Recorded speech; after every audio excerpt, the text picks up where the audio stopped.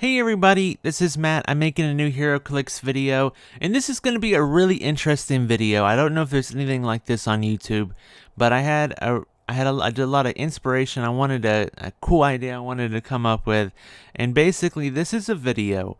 I'm going to basically design my own Heroclix figures based off the original Fantastic Four. So if you know, the most recent set is the Fantastic Four set. The Fantastic Four have finally arrived, or returned is the better word, to Heroclix after so many years of being gone.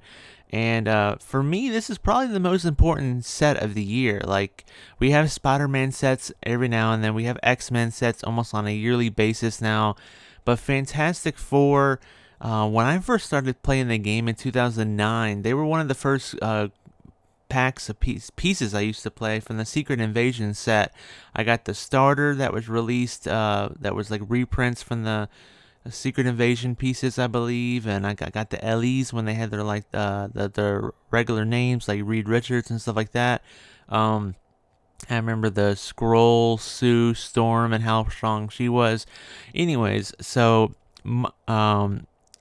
I'm not going to go over really what the Wizkids dolls were for the common Fantastic Four. I really like how the Fantastic Four set was designed overall. I'm a big fan of the set. I've collected a lot of the pieces from it, but I felt like it would be fun if I went back and read some of the original Fantastic Four comics and decided to try to design my own HeroClix based off of what they were like in the very, very beginning, and just be like, what could come up with, because I have all kinds of creative ideas. I think they would be really, really fun. Um, so, so here's some rules. So we're kind of still going kind of off the base stats that from the WizKids pieces. These are the commons, the first four pieces in the Fantastic Four set. For the most part, they still have the same, they have the same, the combat values will be the same. Points will stay the same. We're going to stick with 40 points. Why are we sticking with 40 points? That's a good question. I feel like if you're going down into 30 points, you're going to get into the territory where you can't give them enough powers, or they're just OP for 30 points. And also for 30 points, it ends up being like, well, do you only have 3 clicks of life? And can you really represent a piece, a well-rounded superhero for 3 clicks of life? I remember back in the Joker's Wild set, when it came with the JSA pieces, and they made them almost all of them 30 points. And now there was a few sets ago, and there'd be power creep, and they'd probably be stronger 30-point pieces now, but they were just humongous disappointments back in the day. The 30-point JSA pieces were like, oh, Hawkman, the only power you have is charge. Ooh, how original. Oh, Jay Garrick, the Flash, the only power you have on your entire dial is hypersonic speed. It's just like, what? How does that even work? How does that represent the character when they only have one power? So I feel like the 40-point setting is not ideal. I would love to start at 50, but we're gonna start at 40, and they're gonna have 4 clicks of life. These are most of their combat values. I don't know if I'll really modify the combat values. A lot of this is going to be picking powers, coming up with traits, coming up with range values, and just kind of discussing why I chose the certain powers, came up with certain traits. I have a lot of cool ideas up my sleeves. I've been thinking about this for quite a while, wanting to make this video. I want to eventually look at the uncommons, look into like if this is a 40-point version of the Fantastic Four starting out, this is what they would look like. If this is like a 50-point version of like a more experienced Fantastic Four, what would they look like? And then go to the rares and be like, if we're building a 60, 75 point piece of the Fantastic Four at their veteran levels, what would they look like? But I think starting out with the original appearance of Fantastic Four, I think that's what I mean. These may not be based. The sculpt may not be based off of the first appearance of the Fantastic Four. They could be. They may not. Who knows? But I'm gonna try to base my designs off of that. And I've gone back and I've read some, like the first like 6 or 7 issues of the Fantastic Four, very first appearance. And I have some ideas. So we're 5 minutes into the video, so let's start out with Mr. Fantastic. Okay. So these were some of my observations from reading the Fantastic Four comic book, and kind of how I want to do it. I want to give each of them a trait that kind of just represents their power base, like something that's not going to be outwittable. Okay, so let's start out with this. Let's start out with this. Okay, let's start out with what is it? Protected. Oh, I hope you outwit. Protected outwit. Whatever we're gonna give them, it's gonna be protected outwit, because this is gonna represent their power base, and I don't want anybody taking it away from them. So I feel like the thing that kind of blew me away with Mr. Fantastic from a comic book standpoint, from the very first comics, was that he could stretch ridiculously far. I mean, like, I don't think there's ever been a Heroclix that has properly represented how far this guy can stretch. Like, he was literally like standing on the ground and stretching up to talk to somebody in an airplane in the sky. And like, it's like, holy cow, this guy's stretching taller than a skyscraper. I don't know how you accurately represent that in this game, without just being like completely OP or something. But that was my main observation. So I'm thinking something to do with line of fire, giant reach. I'm not exactly sure how to portray that. Anyways, maybe we should move on. Okay, range value. He probably will have a 0 range, because he's not doing range attacks or anything. Not really. I don't know about any kind of special powers yet. Let's look. Okay, what do you think? Speed, attack, defense power. What kind of defense? So he was able to dodge attacks pretty decently. In the comic book, like someone would go to punch him and he would just or someone would go to shoot him and he would just contort his body to move out of the way. So I feel like he would probably be a decent candidate for either combat reflexes or super senses. Either one would probably be a good representation. Maybe we can use both and just have one turn into the other. You know what? Why don't we start out with combat reflexes? Let's start out with combat reflexes. Let's see. There we go. Start out with combat reflexes, and then we'll change it into super senses. And that way it works out good, because if he does get hit onto his later part of his dial, the super senses will be good regardless of what his defense value is. But the combat reflexes early on will be useful to make it harder to hit him early on. And that's a good segue, And then attack. I think one thing he has to have is plasticity. There's so many times, especially against Ben Grimm, where he's tying up somebody to stop him. So I think we just give him plasticity. Ooh, wrong one. We just give him plasticity all the way down the dial. I can't think of another. I can't think of another. Another. I can't think of another. Let's see, is this gonna work? I did it the wrong way. I can't think of another speed power that he really needs. I mean, sidestep would be nice. Of course, sidestep would be really nice.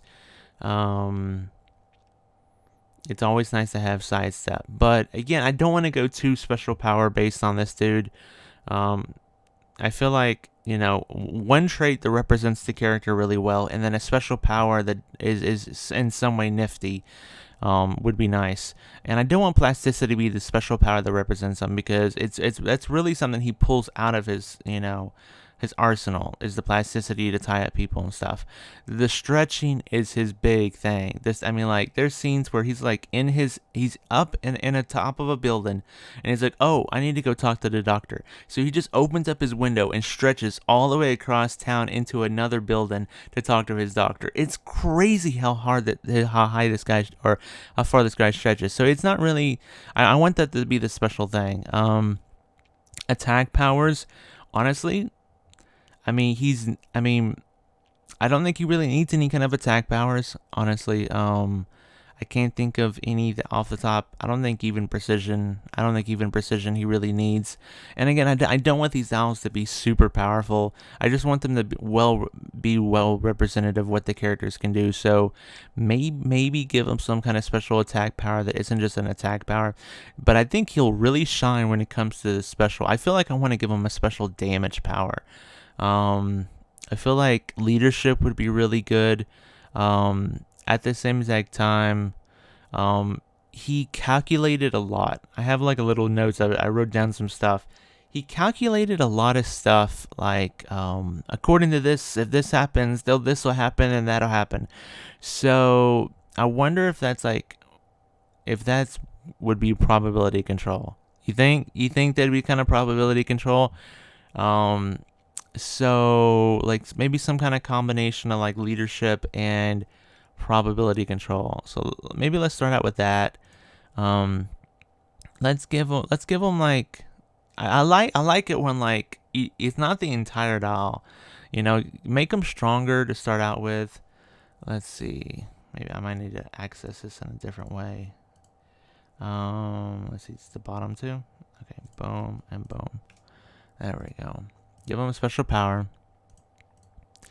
and we're gonna call this. I don't know what we're gonna call this. So it's gonna be a special damage power, and we're gonna call this calculating the odds, or something like that. Mr. Fantastic can use leadership. How do they do it? They do, actually, isn't it the new word is just like leadership period probability control? Isn't that the new way of wording things in this game? It's like straight to the point. Okay, leadership probability control. And I think later on I would just give them a part of me just wants to give him probability control. So let's just give him probability control.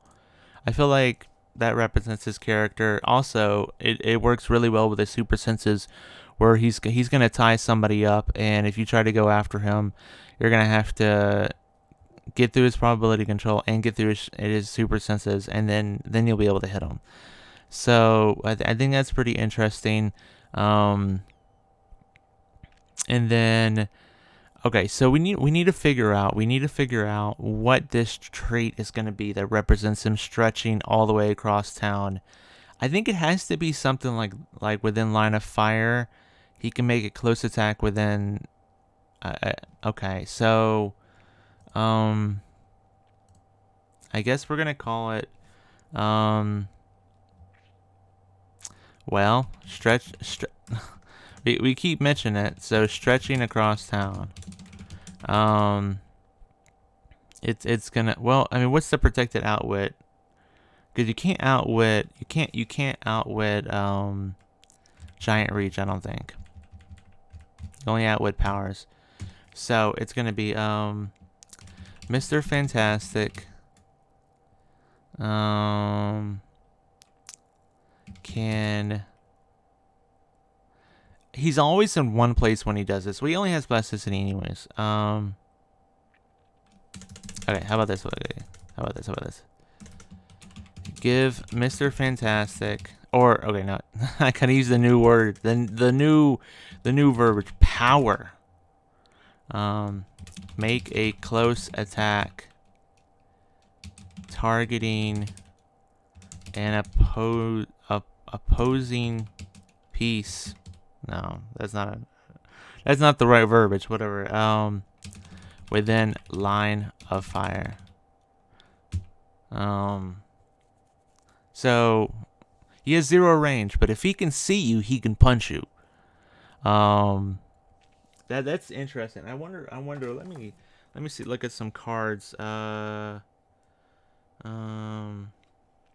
Make a target an opposing piece. I'm trying to look through my pieces. I do my cards and see opposing characters. Maybe that's what it needs to be. Adjacent to okay.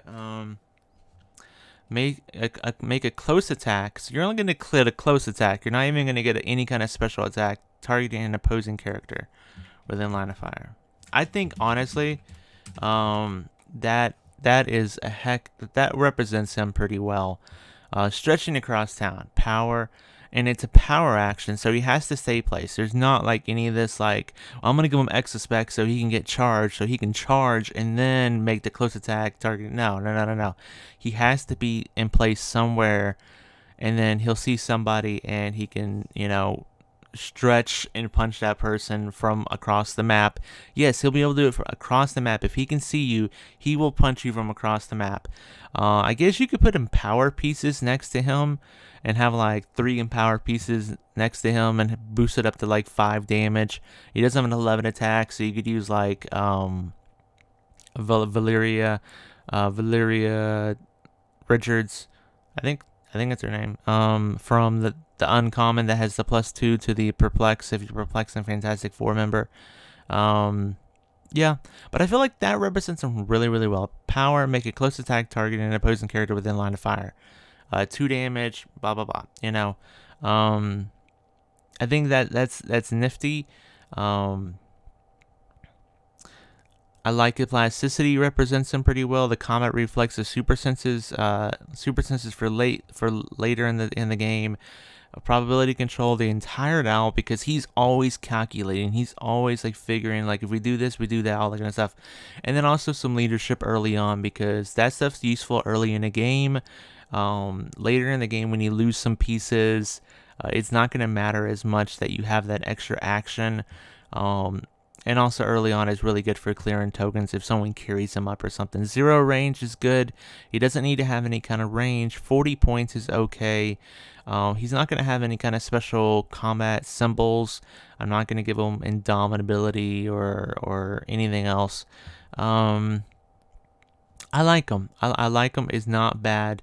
There is something I'm going to come back and do later on. But let's move on to the next character. So that took about 12 minutes. Oh lordy. Okay, I'm gonna skip Sue because Sue is gonna be weird. Let's talk about the Thing. Okay, so the Thing in the original comic book, he is completely.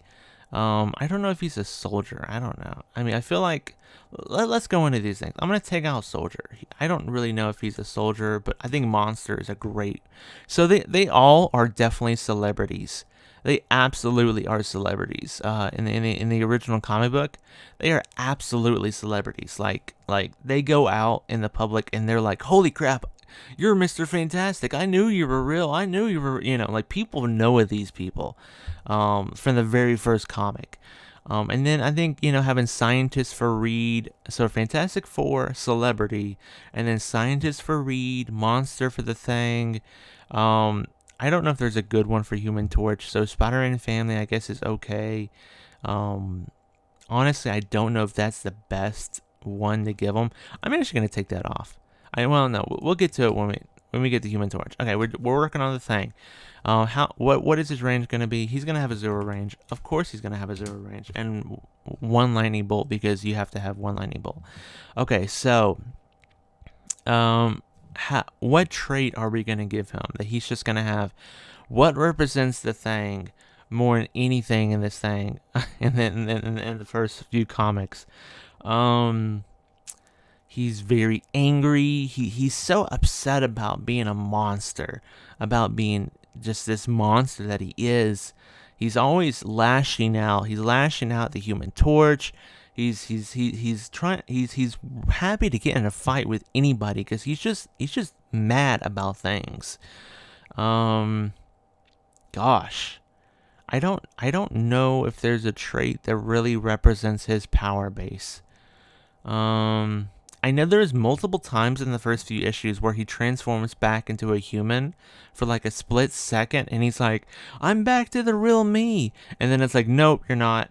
You're not back to the real you. Sorry." You transform right back into the thing.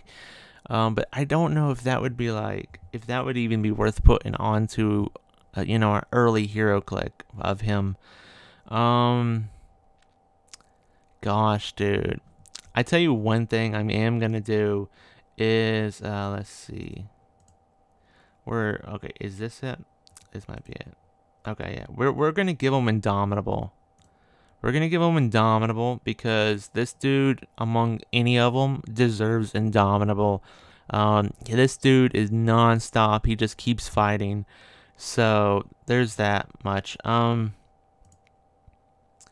Let's see. I guess we'll just start out. We'll come back with a trade or something. What do I think he should have defense wise? That is a good question. Okay, defense wise, I think he should have. I would start him out one click. The first click, let's make that impervious. I don't want to give him invincible. I don't like giving pieces invincible to start out with. But give them impervious starting out, and then give them invulnerability afterwards. I think that's a good way of designing them, just because his initial, just to get through his initial defenses, you're gonna have to work even harder. But once you get through that, he's still gonna be sturdy. For 40 points, you don't want to give him 4 clicks of impervious. I feel like that would go way too overboard. And especially if you like, oh, give him 4 clicks of invincible. No, that's way too overboard for 40 points. But 1 click of impervious and then 3 clicks of invulnerability, I feel like that represents him pretty well. He's still very durable at that point. He can shrug off most basic attacks pretty much. You're still going to have to work, unless you have like Psychic Blast or Pulse Wave or Exploit Weakness. You're still going to have to work to get through this dial. Okay, we talk about him being angry all the dang time. I think that would be a good way to represent with Battle Fury. So I kind of want to give him 3 clicks of Battle Fury. I'm kind of thinking something different near the end where he's kind of calmed down at that point. He's kind of calmed down. But at the beginning, he is just like, I'm going to fight you. It's clobbering time, all that kind of stuff. Maybe I'll come back to that last one and like figure out like what I want to do for that last one. But I definitely think 3 clicks of Battle Fury is right up his alley. He needs to have super strength. This dude is picking up anything and everything. I think maybe just for now, give him super strength all the way down the dial. I just think that's, a good, he's strong. He's just a strong character. And then speed wise, I think maybe you end up with some sidestep later on. Maybe the last 2 are like sidestep. He's slowing down a little bit, but he's not stopping.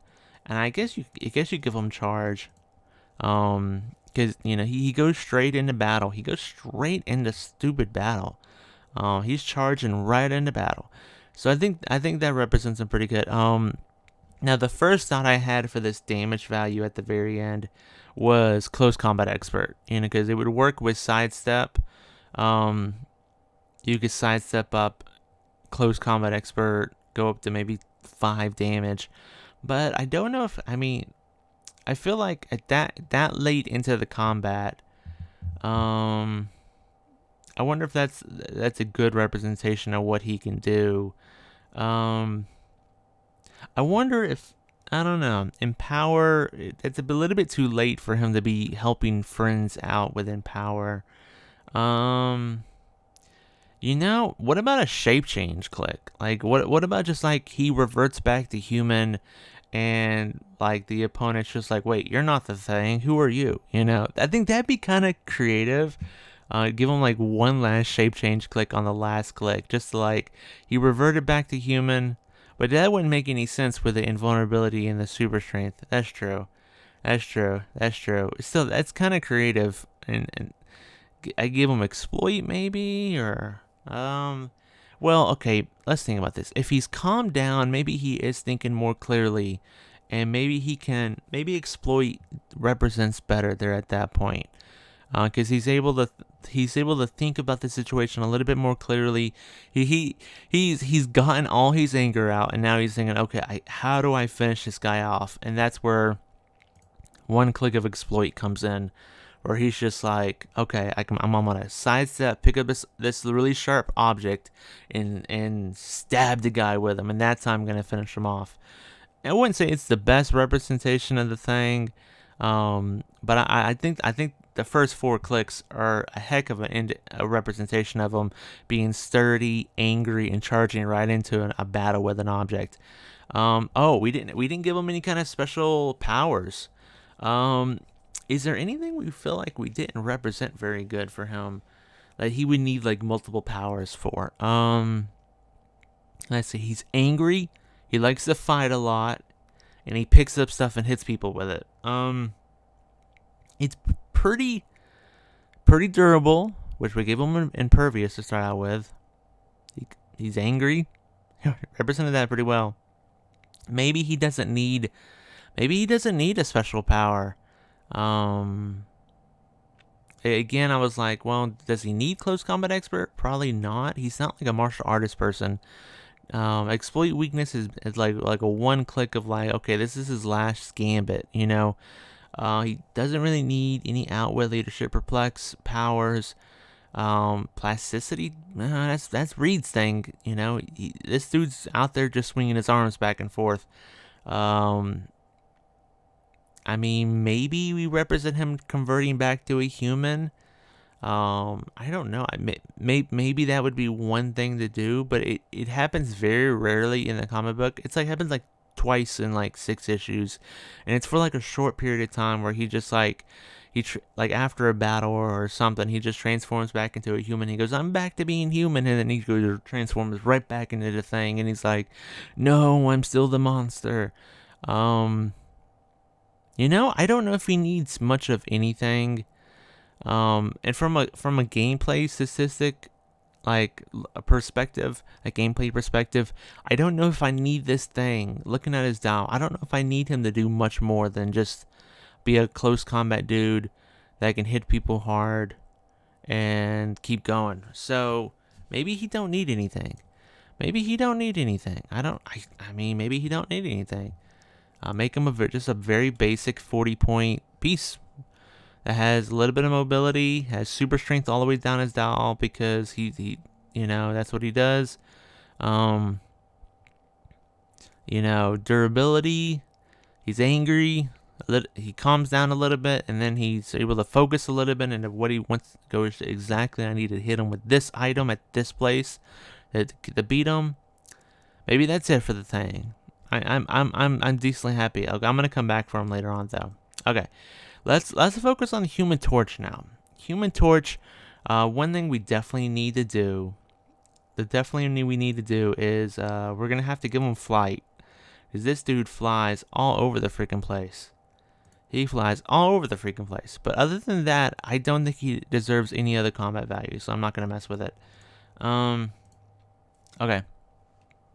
So what? Let's think about the trait. Okay, well, I think we are going to take away Spider-Man family. In the first certain issues, the only thing I saw him doing was he worked on vehicles. He was like a mechanic, but that's not really like a keyword we have. And Reed already has the scientist keyword. So I think just Fantastic Four celebrity. I don't think he was a student, even though he looked young. If teen was still a keyword, I maybe would give them a teen keyword. That's an old keyword that got taken out a while back. Range, we might need to think about the range. He will probably be the only one with any kind of range of the group. We'll have to think about that for a second though.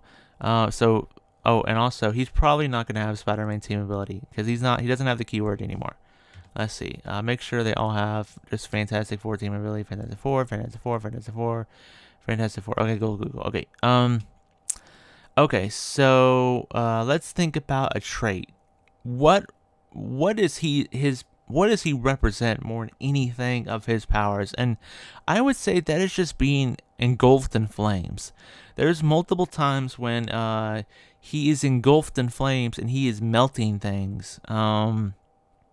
He does seem to have control over his powers fairly quickly on. Where in one of the scenes where he is working on a vehicle, he's able to just have fire come out of his finger and use it like a blowtorch and weld something with it. So he does seem to have control over it pretty good. But it is definitely a hot power that affects things around him. And I wonder if we could use it as a poison. Just things taking damage around him.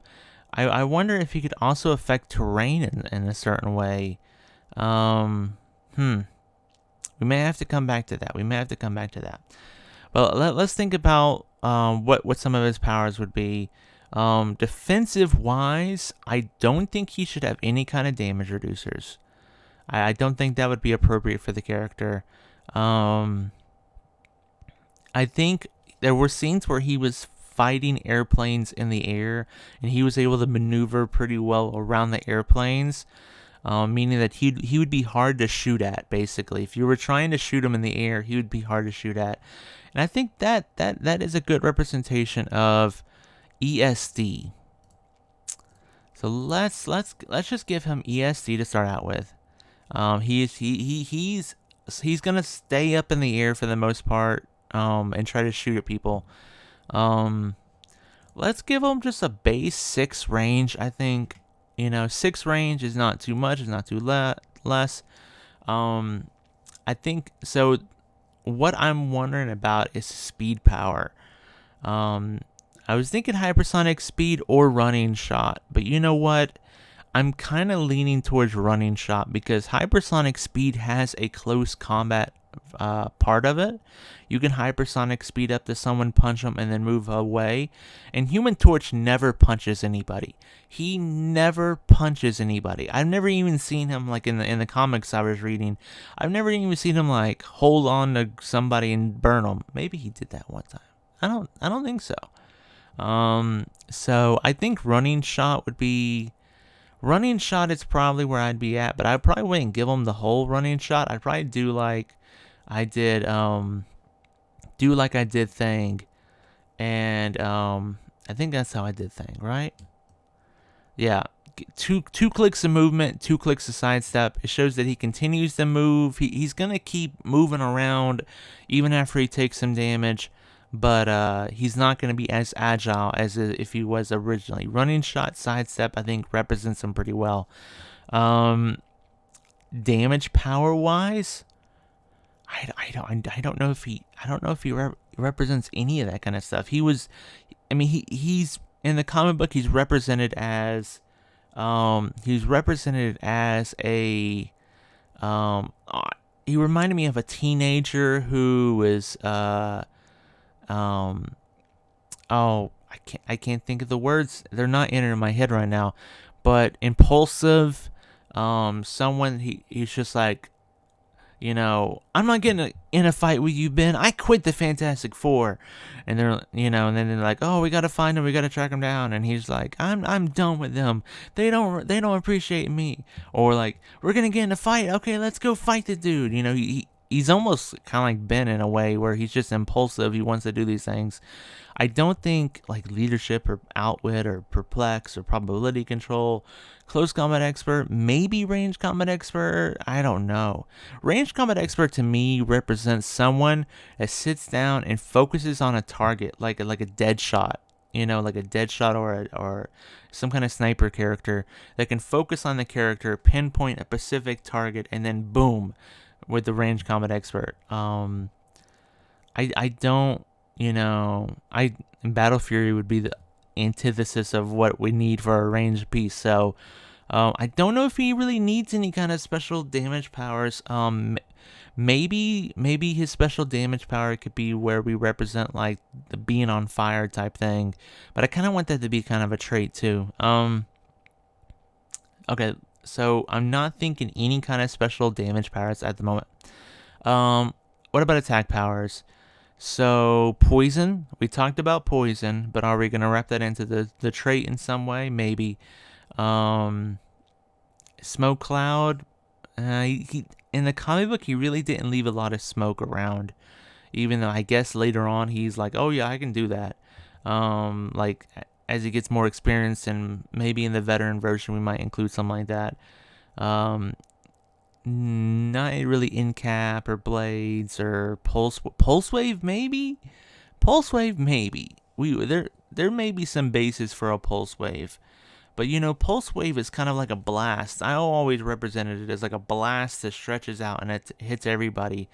I wonder if maybe that would be like a good like last case scenario. You know, he's just like, you know, I'm gonna give, you know, that maybe wouldn't be a bad last case scenario. You know, I'm gonna sidestep into place or get TK'd out there, sidestep and pulse wave everybody for 1. I only have a 2 damage anyways. You know, other than that, a lot of times he's just like flying through the air and like throwing these fire things. I wonder if that'd be represented with like psychic blast or energy explosion. Part of me is leaning a little bit towards energy explosion. He has 3 damage, which means he could get past like a defense power anyways, but like in the middle of his dial, he's not getting past it with 2 damage. He's just not getting past it. So that's where like Psychic Blast would come in good, but I don't know, dude. I kind of don't want to go too far into it. Energy Explosion I think is a good representation of him. I wonder if you could turn it into a special attack power where maybe he could use Penetrating Energy Explosion. That would be interesting. That would be interesting. But that also seems kind of OP too for like the very basic Human Torch. He's just flying around throwing fire at people. There's really nothing too special to go with it or anything, you know. And I don't even know if the last click pulse wave really represents him really well. Because in the comic book he ran out of steam more than he exploded. I'm gonna take that. I feel like that's very cliche. It's very cliche. To give him a last click pulse wave, and maybe in like a experienced veteran version, he has figured out how to do it. But a lot of times he just runs out of steam. He's just like, oh, my powers ran out. Okay, whatever. Man, this is a very basic doll right now. I feel like it's missing something. Maybe let's work on the trait a little bit. So he does do like a tornado thing to take out the submariner later on. I don't know how to represent that very well, but let's give him some kind of poison trait. It's getting hot in here. Let's do that. It's getting hot in here. Okay, I'm not gonna finish the rest of that song lyrics. It's getting in here. No, it's getting hot in here. Let's see. Poison. Just give them straight off poison. We're gonna have to give them protected outwit. Protected outwit. Okay, so give them poison, and then give them something like maybe depending on what click number he's on. His poison affects more people later on. It kind of is the opposite of his power base though, because his power base is he's very hot to begin with, and then he cools down over time, right? Like I was saying, like in certain fights, he's literally run out of fire. So maybe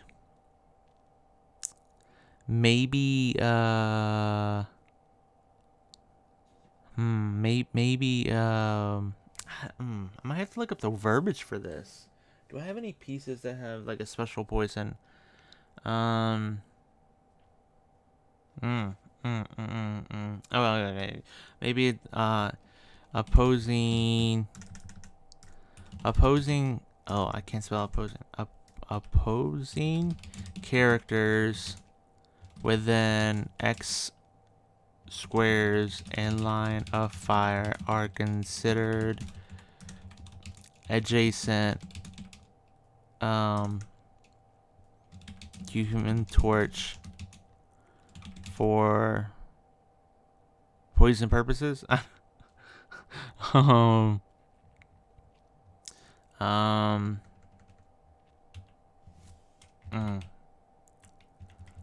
Maybe when using poison. When using poison, opposing characters within X squares and line of fire are considered adjacent to Human Torch. Okay.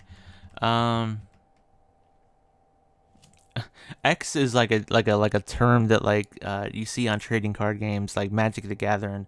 It'd be like when using poison, opposing characters within X squares and line of fire are considered adjacent to Human Torch, where X is the number of extra mana you pay for this thing. But Heroclix doesn't use X as a term. I wonder if it. I wanted to lessen over time, but I don't know how to. I mean, maybe 4 minus the number of the click number he's on. It's gonna be really weird. 4 minus. So he would initially have a poison range of 3. And then on his last click, he would have a poison range of 0. Oh, that doesn't make any sense. Within 5 minus the click number, Human Torch is on squares. Oh lordy, this verbiage is getting really weird. I may need to look this up. What's a piece that does something like this? I don't know. Gosh, I need the right verbiage. I hope this doesn't crash OBS to open up Firefox. Okay, I'm just gonna look this up for a second. I gotta go on AC Realms. Thank you, AC Realms, for having the best Heroclix community on the internet. Okay, I need to look up advanced search. Let's look up special powers poison within. Let's see if I can find any pieces with those. There's nothing that says where they're. Okay. Poison squares. There's nothing. Okay. Crap. I'm failing. Poison. Okay. Just the word poison. I'm looking for anything with a special poison. Firestar maybe. Nope. That's different. Okay. Red Skull maybe. Nope. That's poison, but damage dealt is penetrating. Ooh. Nah.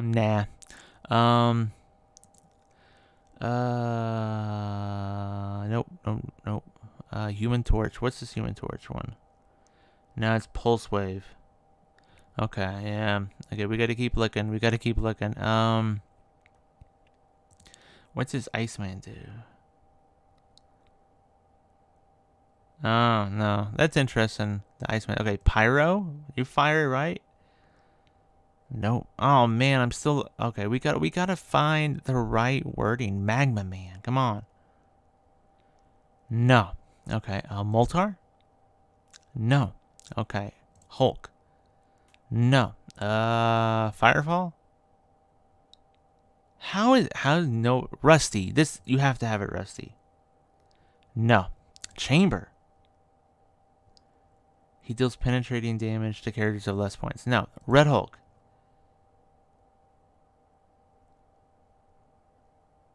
Come on, poison. When he uses it, he may instead deal 1 damage to all opposing characters within X squares, where X is the number of heat tokens.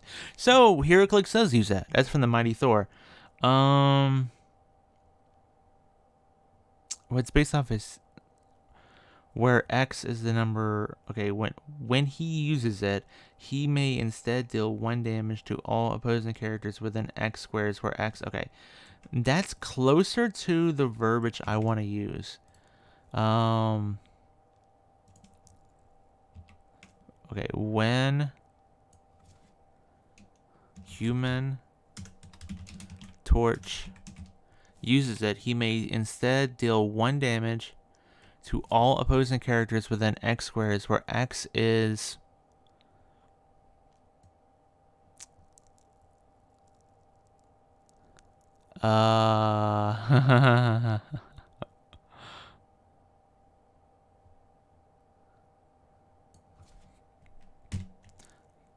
where X is the click number Human Torch is on.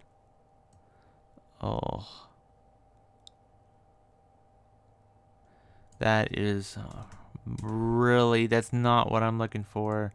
Let's just, okay, Poison. Nope. Venom Hulk. No, I'm just gonna double check Sunfire. Okay, let's search. I'm gonna search one more time. Click number. Okay, there are some pieces that say click number. Okay, I'm just trying to find the right verbiage for this. Okay, Red Hulk. What is this? Okay, when he does, he deals each hit character damage equal to Red Hulk's click number -1. Okay. Where X is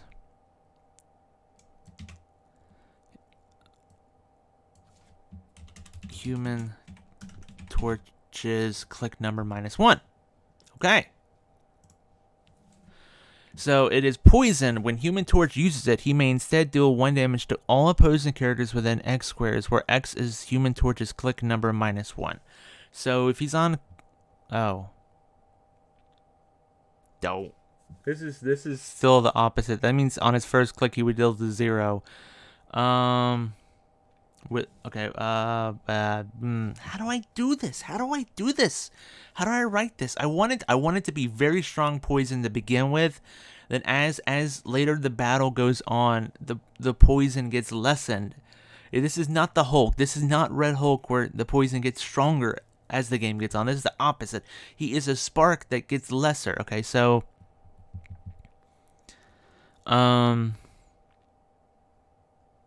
okay.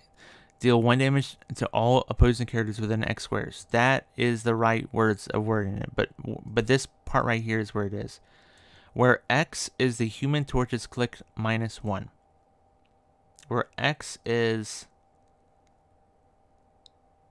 Okay, if you started on the first click, do you want to have 4 or 3? I mean, I think 3 is fine. I don't think you need 4 poison. So... And if you start on this last click, do you want to have 0 poison? I mean, 1 poison would be appropriate. So you need to do 5 minus Human Torch's click number. So on the first click, it's 5 minus 1 to be 4. And then on the last click, it's 5 minus 4, which would be 1. Okay, I guess, yeah, okay.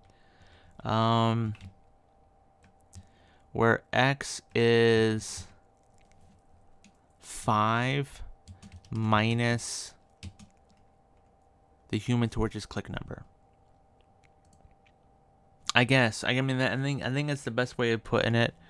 Where X is 5 minus Human Torch's click number. I mean, basically, he's gonna start out. He'll have 5 minus 1, which he'll have a 4 range for his poison, which is ridiculous. And then on his last click, he'll still have basic poison. And honestly, that's kind of really interesting. It means you want it. Well,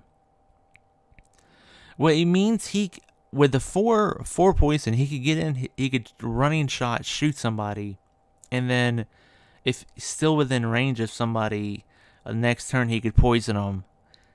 But yeah, it kind of like you don't want to get there's two ways you could play him at that point. You can like drop him off in the middle of your opponent's team, and if they can't beat him next turn, he's gonna poison everybody basically within 4 squares.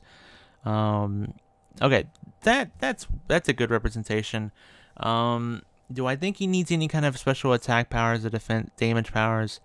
So starting out, he's gonna running shot. He can break defenses, but he can't break defenses. He can't break defensive powers for the most part. Invulnerability, impervious, invincible on any other click of his dial. So I feel like I want to raise up his damage value by 1 there. And then maybe we give him precision strike. Maybe we give him precision strike on these last 2 clicks. You know, just to show that he can at least like, or precision strike or range combat expert. I feel like range combat expert might work, but I don't know. I mean, precision strike or range combat expert. Think, Matt. Think. I don't think I'm gonna give him any kind of special power. So, I think range combat expert is definitely the better option. It's definitely the stronger option. Yeah, I didn't mean to click on that. Okay. You think range combat expert, everybody? This would be cool if I had, like, you know, people watching that could, like, you know, answer the polls. So he starts out, he's actually probably honestly stronger later on as Dal. That's where it gets me. That's where it definitely gets me. Like this 11 for 2, you could go 12 for 3 and you'd be better off than his first click. I mean, he wouldn't have the mobility at that point. Maybe that's the difference. Here he has mobility. 11 for 3 isn't bad. If you have the Valyria, you could bump him up to 5 damage. 11 for 5 is not bad at all. Okay. I mean, I'm not exactly happy. I feel like he's a little bit stronger than I wanted him to be. But honestly, this is pretty strong too with the, you know, exploit. You know, I mean, he could pick up an object, sidestep, pick up an object, and exploit somebody for 5 damage if it's a heavy object. So that's true. It is pumping out some damage. No special attack powers. I don't think he really represents Psychic Blast, nor do I think at this in his rookie stage should he have access to Pulse Wave or even Smoke Cloud. So range combat expert, I guess he's not moving around as much, and he can just focus his flames onto a single target. Range combat expert, boom. Okay, that works. Okay. Even though I kind of wanted to give him energy explosion, but nah. Okay, but we represented him in this trait. It's getting hot in here. Poison. When Human Torch uses it, he may instead deal 1 damage to all opposing characters within X squares, where X is 5 minus the Human Torch's click number. I think that represents his power base pretty decently. He's able to control it really well, though. So, I mean, it's not like anytime he enters the room with Reed and Sue, they're like, "Oh man, it's so hot in here." But I don't know. I think that's interesting. Okay. Sue. I have so many ideas for Sue because she is so weird. We are 53 minutes into this video. Oh my lord, I think I spent way too much time on Human Torch. Sue is such a weird character. In the first, I read 6 or 7 issues. The first 6 or 7 issues, because she literally does nothing. She literally does nothing.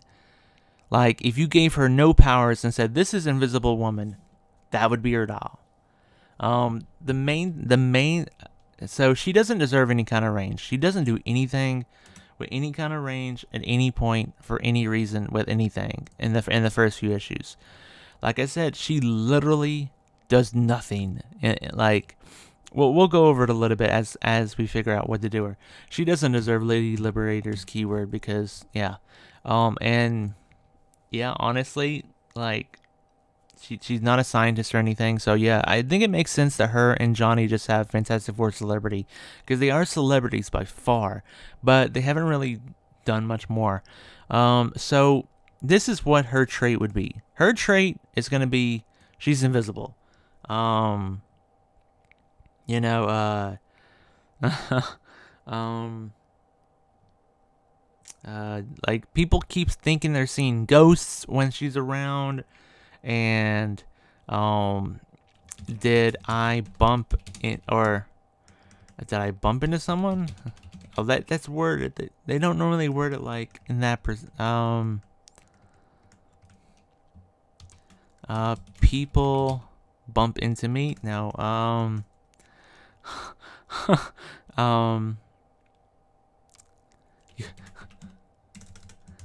Never see me coming. Oh man, that's weird. I mean, I kind of like it though. You'll never see me coming. Oh man, that's kind of funny. Okay, anyways, so basically her thing she does on all these issues is she's just invisible. Nobody can see her.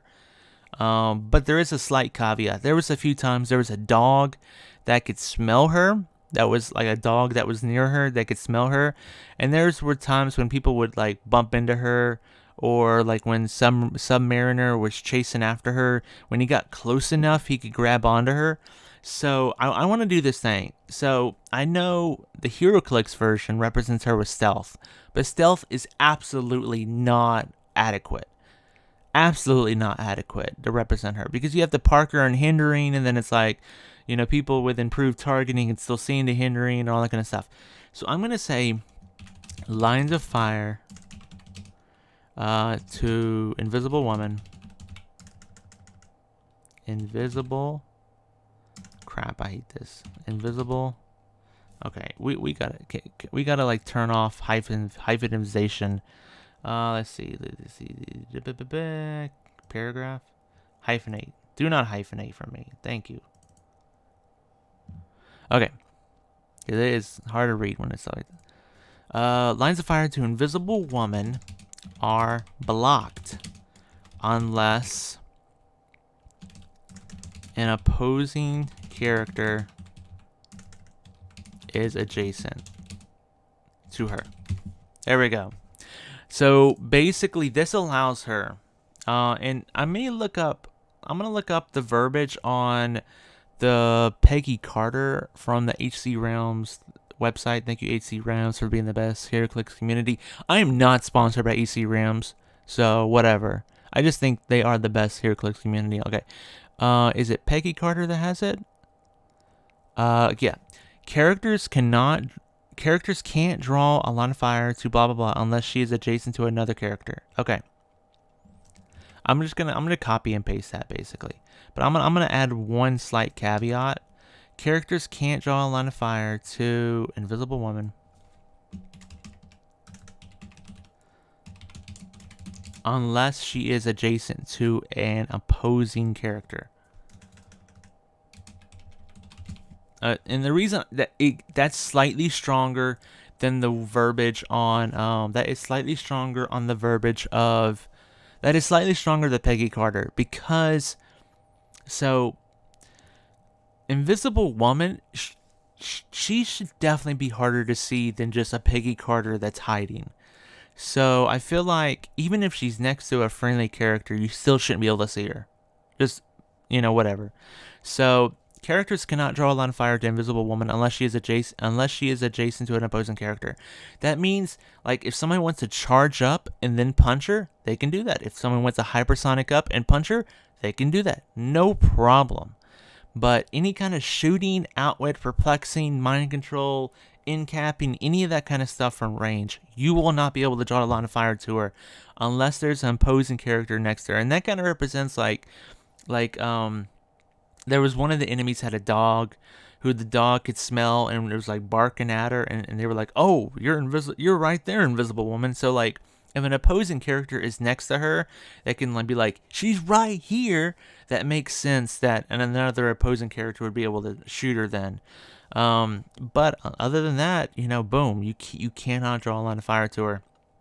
So what I'm gonna have to do with this character, this invisible woman, because she has almost no combat ability, it's gonna be very hard coming up with powers for her, like defense powers.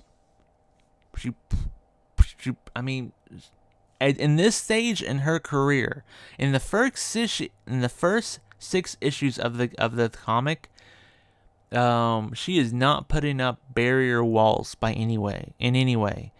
I think there's one point when she puts a barrier around a device that an enemy wanted to press a button on, and they can't press the button, and they're like, why can't I get to the button? So that might be the only time in the 6th issue she does that. And I don't really want to represent it. I want this to be an invisible woman that represents her first few issues. And in her first few issues, the most she's really doing is tripping enemies. Like, literally, enemies are like, where is she? Where is she? And she's literally tripping them with her foot. So in my way, that would be a good way to represent with Incap. And I think Incap has a minimum range of 4. I may be wrong. That's plenty. I'm not even going to give her any range. So let's definitely give her some Incap to begin with. Give some Incap so she can kind of, sneak in the range. You can't shoot at her regardless. And she's gonna Incap you. She's just gonna make it a little bit harder for you to do what you're trying to do. Okay. Also, I feel like one thing she does do decently well is she plays a second spot to the team to read. She's always a level-headed character that's given the team not advice, but support and stuff. I'm not gonna give her support. That's not what I'm trying to say. But I do think she would warrant having Perplex. It's just like Perplex is not even a big boost. It's just like, here, you can do this. Here's a +1 to one of your values. So I would probably give her Perplex starting out. I don't know. She may be. I mean, I may just go ahead all the way down the dial and give her these things, but maybe she might be worth having Barrier at the very end, because she did kind of use it one small time, but it's not something she's using a lot. So maybe it is worth giving her Barrier at the very end of her dial. She doesn't need any kind of stealth because her, can't draw a line of fire to her stronger than the stealth thing. She does tippy-toe around a lot when she's invisible. She's moving around slowly so not to be hurt or anything. So, click the wrong thing. We got to click the outside squares. Okay, we're going to give her sidestep. Maybe we'll give her like 3 clicks of sidestep. Because she's just tippy-toeing around, and she's getting in the way a little bit, all that kind of stuff. There's one thing it just popped into my head, and I was like, this would be interesting to do. So in the first few comics, all the Fantastic Four members, they have this gun, this flare. They have a Fantastic Four flare. For whenever they're in trouble or something, they always shoot off the flare, and it flies them to the sky and does a 4 in the sky. And then all the other Fantastic Four members, they see it and they go, oh, that's where they're at, and then they all flock there. I wonder if that would be a really cool special power. I wonder. Like a special last click. They could shoot off a flare. It's a power action. Shoot off a flare. And then you can choose a Fantastic Four member, roll a d6 on a 4, 5, or 6, place that Fantastic Four member adjacent to the character that did that. I think that'd be really cool, actually. So maybe we need to incorporate that. But going back to Invisible Woman, Incap a little bit. Barrier at the very end, I guess, just represents her like pushing herself to the very. She's at a last effort. But if you think about it, I mean, does she really need much more at the end I mean, if she's setting up barriers and you can't shoot at her, and she has a 19 defense at that point, you could plunk her down in hindering and just be like, okay, I got a 20 defense from range. Well, you can't shoot at me, but I have, oh, the hindering is not going to help her in any way, is it? Okay, still, if you wanted to run up and punch me, you have to hit a 19. This may be the doll right here. I'm just looking at it going, she doesn't need the barrier any earlier in the doll. Her third click turns out really, really weird. At that point, she is just like... And the 2 damage, I don't even know if I want to give her 2 damage. Because, I mean... Because even with someone with toughness, I don't want her hurting someone with toughness. I'm gonna reduce these to 1. I don't think she needs to have 2 damage in any way. She is not hurting people with her punches. She is incapping them, and she's perplexing up allies. If she really wanted to hurt somebody, she could perplex up her own damage and hurt somebody. But the perplex also works for her too, because she could perplex up her attack and go to incap somebody with 11 attack. I feel like that's a good thing. Let's give her a special damage power. Oh, we might need to actually click on this one. No, that's Johnny's. We need to go into Sue's. Yeah, she's not getting flight. I don't really understand why they gave the common one flight previously. Do not know. Okay, we're gonna give her a special damage power.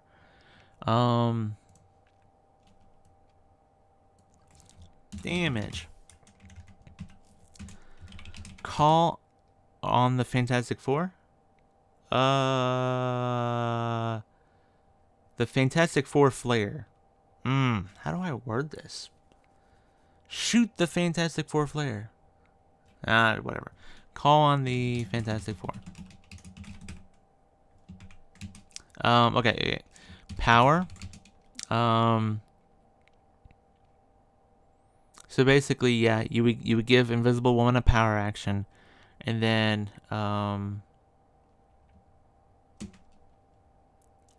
choose a friendly character that shares a keyword with Invisible Woman, and roll 1d6 on a 4 through 6. Place that character adjacent to Invisible Woman. Okay. I mean, I know in the comic book it like brings in... Are these supposed to be in all caps? I don't think so. Anyways, I know it's supposed to like bring in the whole group because they all see the signal, but I think that'd be kind of overpowered if like you could shoot off a flare and then spawn 3 other Fantastic Four members next to her, because they're being placed. That's where it like is like the big thing. They're placing the characters there. That means that character could then get an attack off. So like if you were able to get Sue next to Doctor Doom, let's say she moved up or something, or maybe Doctor Doom based her because he's just like, I can't shoot you, so I'm gonna base you. Then she's like, call on the Fantastic Four, boom, and summon in the Thing or somebody, and Thing's then gonna punch Doctor Doom. But it's only a 50-50 chance too. It's a 4 through 6. So it's not even a guaranteed thing to happen. So I don't want it to be OP like that anyways. And I think 4 through 6 is something you see in like Call and Hell from the Spideyverse, Spider-Verse or whatever it's called. I think it's stuff you see in other things, even though is that a 5 or a 6 or a 4, 5 or 6? I think it's 4, 5 or 6. Okay. And I kind of want to kind of give that to other characters too, because I know she uses it at one point. I'm pretty sure Human Torch uses it at one point as well. I may be wrong. So, how do we represent that? Because I want them on the last click to have that. Okay, we got it. I got it figured out. We'll give it to him as a special attack power.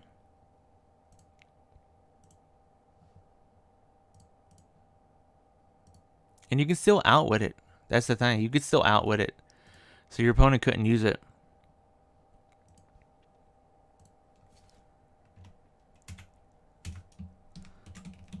Attack. Ooh, yeah. Call on the Fantastic Four. Choose a friendly character shades a carry word with the Human Torch. And roll a d6. Place that character adjacent to. We gotta burn. Oh, it says Human Torch. Human Torch. Okay. Call on the Fantastic Four. I don't know if Thang ever uses it. But I think Sue and Human Torch use it. I don't think Thang would ever. I don't think Thang even has the flare gun. But yeah, so like this is the Invisible Woman. She does almost nothing, and I know you're trying to say 40 points for that doll. That's a horrible doll for 40 points, and you're probably right. But I have one more trick up my sleeve to make this Invisible Woman just a little bit more interesting. And Wizkids has started to do this, but they haven't really taken advantage of it really well. And this is gonna make her really interesting, and actually makes a lot of freaking sense if you think about it. I'm gonna give her a special combat value. Let's see if I can find it. Nope, she's not indomitable. I hope I have it on here. Oh, do I not have it on here? Crap. We're gonna have to pull it off of something. Okay. Hold tight. We gotta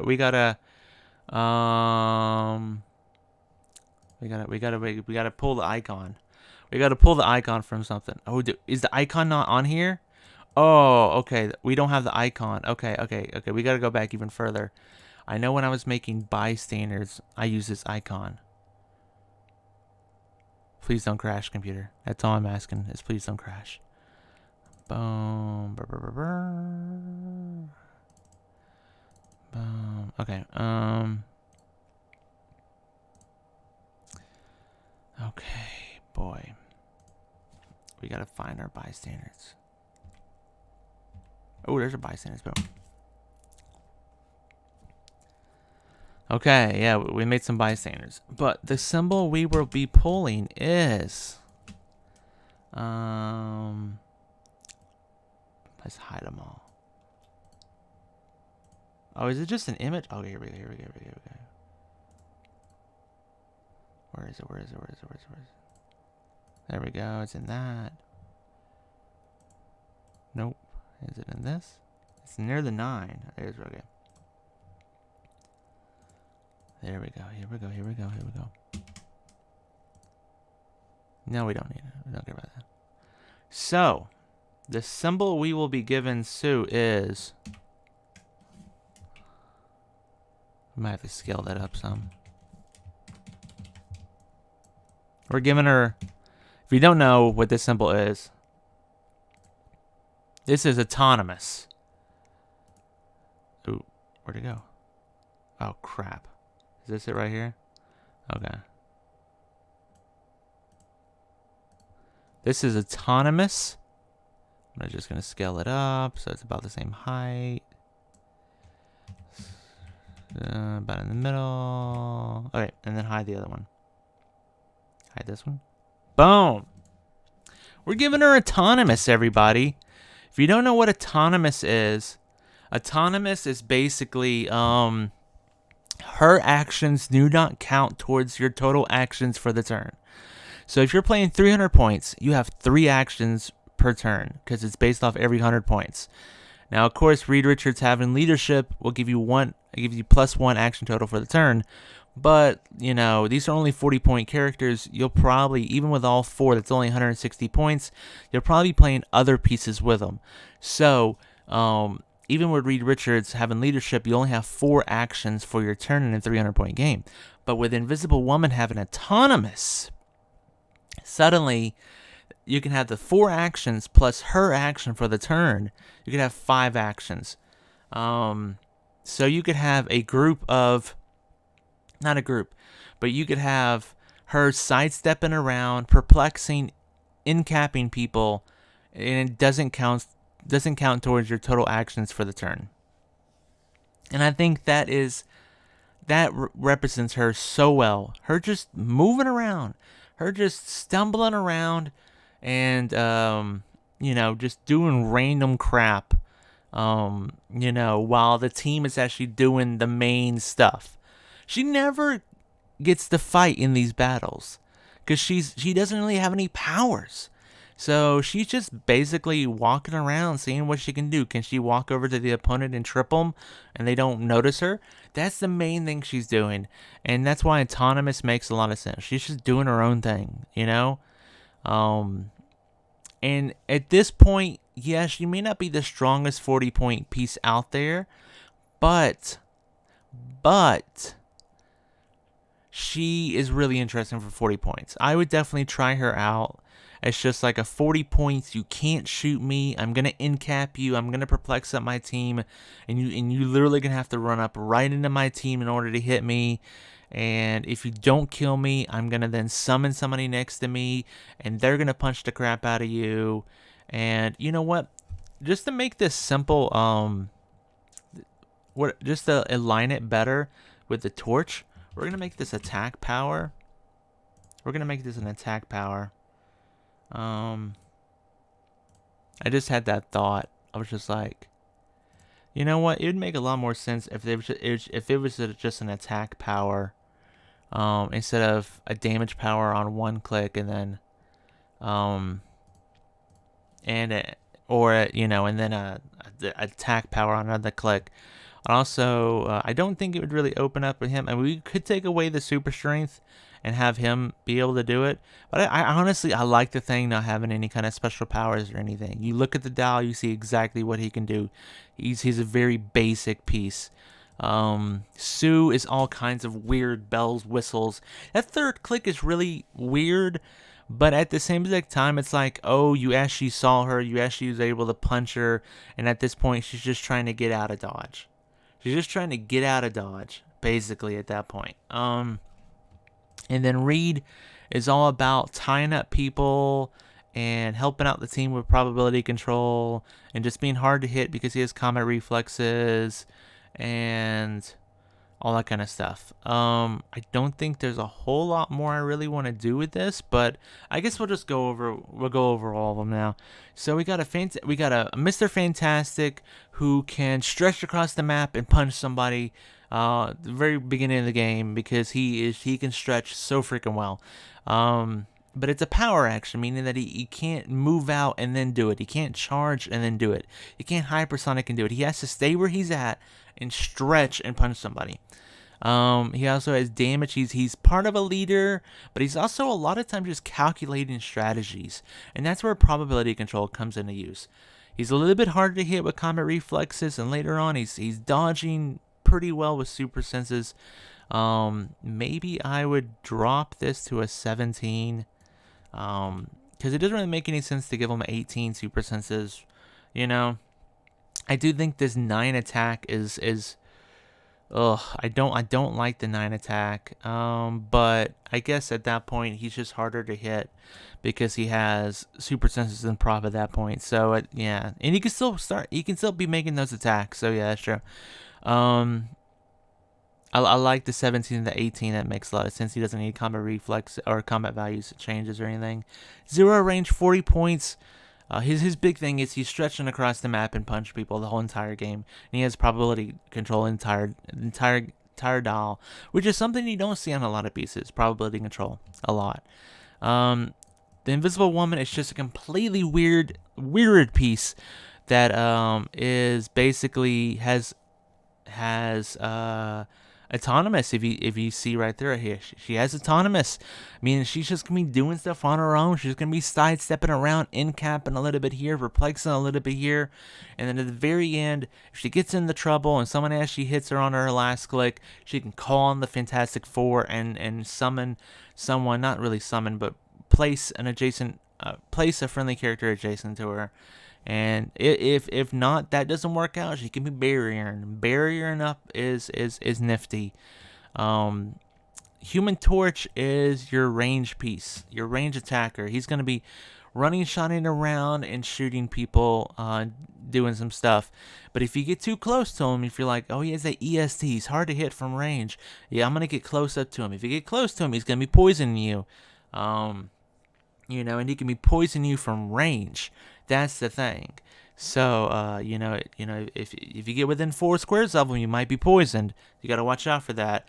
Later on, he becomes more of a single target hitter, where he is. He only has 1 lightning bolt, anyways. But with the range combat expert, he can start shooting people, but he's more kind of locked in place at that point. And then if he gets hit on his last click, he can also call on the Fantastic Four to help somebody out. It is a power action, so that means it's not free or anything. They can't be attacking in the same turn.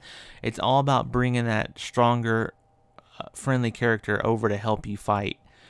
And then the thing is just basic thing. He's just basic thing. He's gonna charge into battle, pick up objects, smash you with them. He's gonna be hard to hurt, and he's gonna be angry pretty much the entire dang game. He is indomitable. He's the only one that's indomitable because this dude just keeps going and going. Later on in his dial, he's gonna be slower, but he's gonna still be going. That's where the sidestep come in. He doesn't lose his super strength at any point because doesn't make any sense. It's not like he just suddenly stops being able to pick up stuff. And he's a little bit less durable, but he's still very durable later on his dial. And on his very last click, he finally calms down and he figures out, okay, if I hit this dude over the head with this one item and exploit him with this one item, I can actually hurt him pretty bad. And that's what he comes up with, and that is the thing. So this video is up to almost an hour and a half now. I know I took forever to come up with these things, but literally I was coming up with them on the spot, trying to represent the Fantastic Four from the very first issues of the Fantastic Four. I hope you enjoyed watching this video.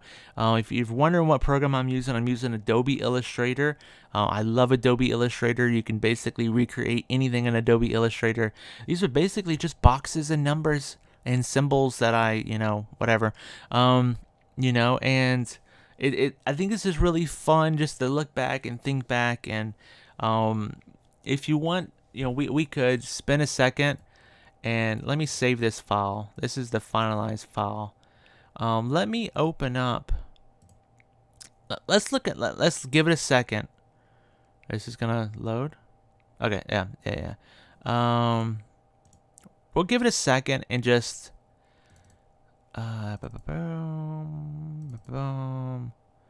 Okay, I think this is it. Is this the comments? Okay, here we go. This is what Wizkids came up with. These are the Wizkids dolls. So they gave them plasticity, which we gave them plasticity. We're just gonna compare the two of them. So we gave them plasticity the entire doll. Some shape change would have made a little bit of sense too at a certain point. They gave him plasticity, gave him some leap climb. That's interesting. That's a really good point about leap climb, being able to scale buildings because he can just stretch up to the top of them. That's a good point, Wizkids. They gave him leadership and then perplex later on. We gave him leadership with prob the entire time. Perplex to me is a weaker power than prob. I feel like perplex is just like little nudges, while probability control can be game changing. And I feel like Reed Richards' strategy, his calculating is definitely game changing. I didn't give him any special attack powers because I felt like he doesn't really need it.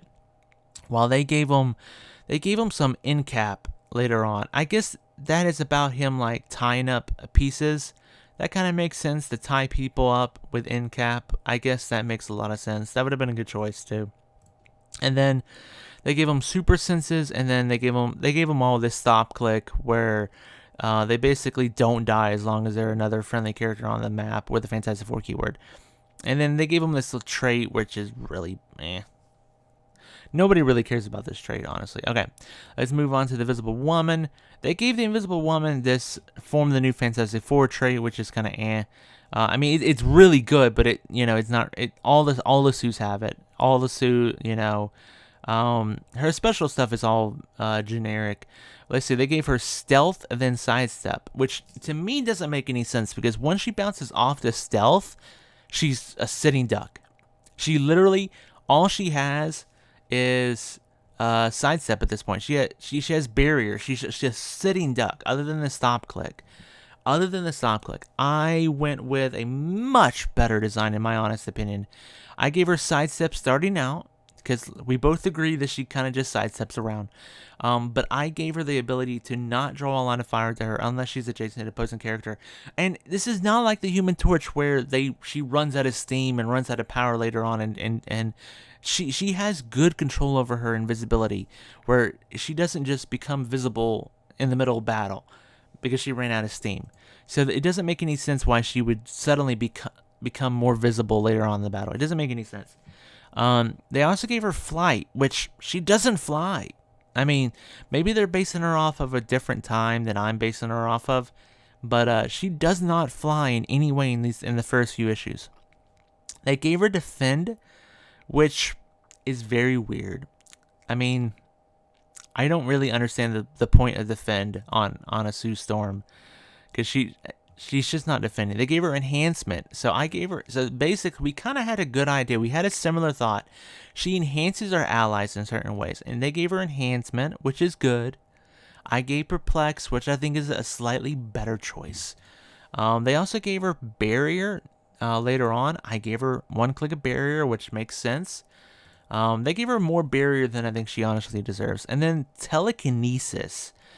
Definitely, this is a really strong doll, definitely. But I don't see her moving anything with her mind in the first few issues. In any way. She is invisible, and that is her only power. Until like very later in the comics where she makes a small barrier.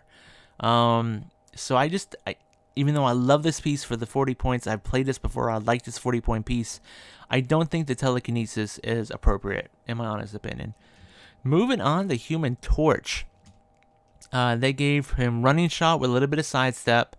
This is a little bit weird how it's like, he starts out with running shot and ends with running shot.